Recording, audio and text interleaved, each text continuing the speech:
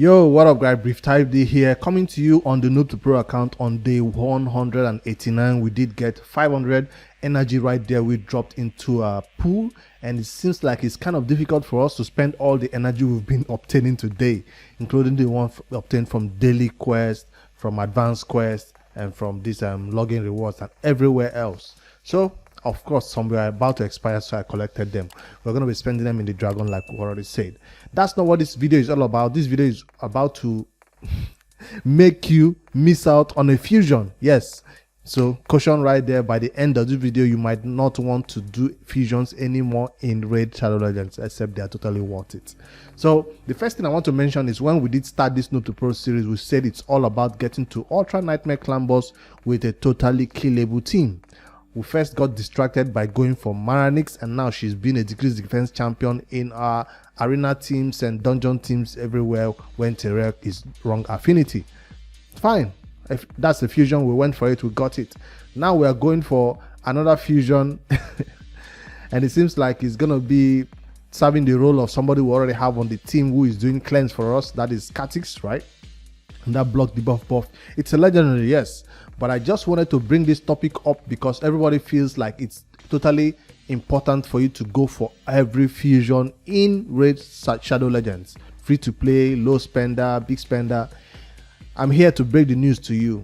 You can skip out on a fusion whether you have enough resources or not to complete it, and don't feel bad about it. Yes, it's totally possible. Take this from somebody who has an account from the main account where I hold on to a lot of shards, about 30 sacred shards, 35 sacred shards, and then a 2x sacred shard event comes along and I totally skip out on it. A guaranteed champion event comes along for sacred and I totally skip out on it. That means I have somewhat self-control, but it seems like on my main account I can't seem to skip out on any fusion because I feel like I have excess resources. But guess what, even if I do have the resources, it still takes away time that I will be spending on other things to spend on that fusion. It's easy to complete it on endgame accounts. Yes, you just leave everything on auto. RSL helper helps you out. Of course, super rates it's on, and then you complete artifact enhancements in just 1 hour or 30 minutes. Everything is so fast on that type of account. But if you're a new player in Raid Shadow Legends where your account is still developing, I'm talking about you have dragon to farm, you have minotaur champions to take put masteries on, you know, you have a lot of things to do to progress your account. You're not yet beating dungeon 20 or you're pushing to dungeon 25, just like the Noob to Pro is trying to do, because we currently can't beat a lot of dungeons at 25, or we're trying to build a team that can beat Ultra Nightmare with a totally killable team. We've been sidetracked a lot by fusions. This is not to take a deep at the champion that is currently coming up for this fusion, Python. We've already agreed that that's going to be an awesome champion, but this is all about, should you really be pushing for every fusion that comes around? I know a lot of people were telling me to skip out on Maranix, that she's just going to be a glorified decreased defense champion, but I felt like it's something we had the resources for and now we could get her. That's why I went for her. In the Noob to Pro right now, it seems like we don't have enough resources to go for this one, at least to complete one summoning event. We do have a lot resources for fragment summons that we could use to complete champion chase, but we don't seem to have a lot of shards. And I've been trying to get to Ultra Nightmare in the campaign to get one more shard right there. It's proving difficult, but I guess by the time I level up what's her name now, Sifi, our new champion Sifi, to the max in terms of her gear, she'll be able to do it. So I'm just waiting for artifact announcement during the fusion to make that change so I can pick up that last shard. I hope the summoning event is not the first event in the fusion though. Watch out for that fusion calendar on the 12th when it launches. So anyways, I was saying Maranix was the decreased defense champion that we got sidetracked first for, and so far we've picked up which other champion was a fusion. I think that's about it.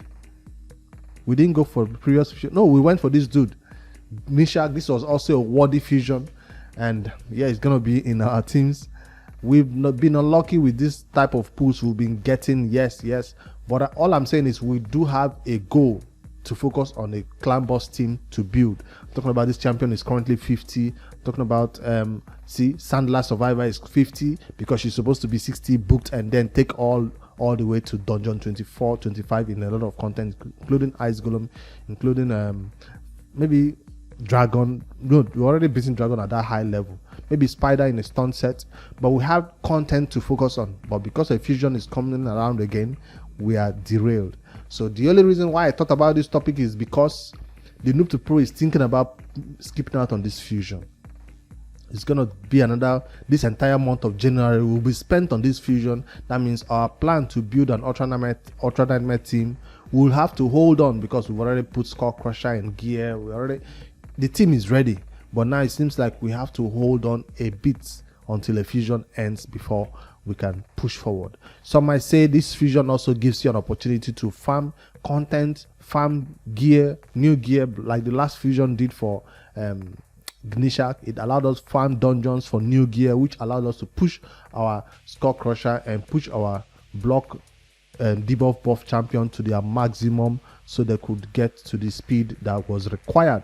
So sometimes the fusion requires you to farm dungeons, which is a good thing, but at the same time it keeps you away from content you should be pushing otherwise, until you can no longer do it until the fusion ends. So should you be skipping out on fusion totally in Raid Shadow Legends? The answer is yes, because it seems like everybody will talk about the champion, that the champion is coming, is good, is great, you should not skip out on it. But there are some things that are more important. Your general account progression, even if all you have is epics, like I do have a lot of epics right here, they're already booked, they're already ready to go. Some are waiting to be took into the Minotaur and get some masteries on them, but they are perfect for the content I need them to be done for. That means I have a team already, a working team. Do I need a legendary to come all of a sudden somewhere and make it extremely better? I have a frozen banshee. Do I need a Gnishak? You could have done that team perfectly fine with the frozen banshee until one day you pull a Gnishak from your shards. The fact is, this Gnishak on my team will stay unbooked until like 2 months. It will take me an entire 2 months as free to play to get enough books to put this champion to full use. So you pulling a fusion, getting a champion, legendary champion, is not the end of it. It's not even the main thing, because after you get it, you still have to get masteries on them, you still have to get books on them, and that is the most difficult part as free to play, as Noob to Pro, because we still have champions waiting for books. And now this new champion that is going to be coming onto this team, Python, is going to be joining the list of champions that are waiting for books. I know this firsthand from my main account, where I have over 10 or 20 legendary champions waiting for books. I've stressed it before in the previous video, and I showed all the champions why I was rating them poorly, because they were not, I think I rated the fusions, and they were not rated highly because of I did not use them in content. A lot of champions we don't have the opportunity to use because of books. So it's not all about getting champions, putting them in the vault, waiting forever to finally use them. Of course, there's a argument to be made that these champions, you don't know when they'll be viable in some content. Like I have Maranix right there. Some content might come up where she's the only choice or the only option, or she will be awesome for me in the Hydra. That's the main reason why I went for her, not just because of. So I know every champion has their role. Like this champion will be awesome for Boomer, where we don't currently have any champion that can take care of that content. I'm not doubting that these fusions are awesome. The only thing is that as players in Raid Shadow Legends who are trying to enjoy this game, sometimes I log into people's accounts, try to build teams for them. I'm like, where is your artifact? Why is this your champion not 60? You hear that they are casual players. So I feel like casual players enjoy this game the most. Not like me, where I'm even feeling sick, I'm even on the bed. Currently, I have an Android phone that can at least play Raid, and I could log in there and finish my dailies, and I could not log into the Noob to Play and finish the dailies on that account. So you're still trying to catch up with things at all times, at every day of the game. I don't think that's a healthy way of going about this game. You get burnt out so soon, or you begin to turn to these beta players in Raid Shadow Legends who complain about every single thing. Meanwhile, it's not compulsory for you to push or go for every single thing. Sometimes just chill, do your dailies and log out. Don't come back to the game the entire day. You will feel so great, I'm telling you. Whether you're watching Netflix, you're watching YouTube, it's not all all about doing everything every time in the game that is available. No, it's supposed to be fun, and I feel like skipping out on fusions is one of those ways you can have the most fun in this game. Because if you finish this fusion, guess what? In February, there's another one dropping.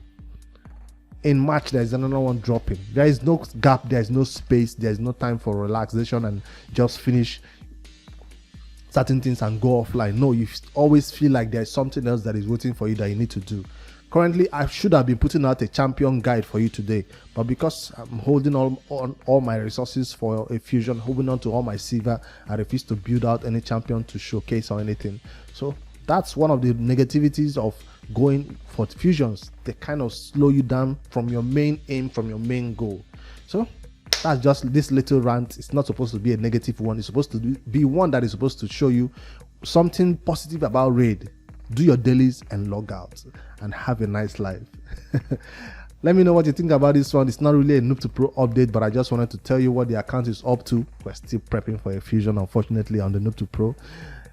If I don't get this secret shard that I need for this fusion, and then the summon rush is the first item, I don't know if we can skip out on it and still be able to complete the fusion. But we're holding on for the calendar on that 12th day of January. That's when this Noob to Pro will finally decide whether we can do this fusion or not.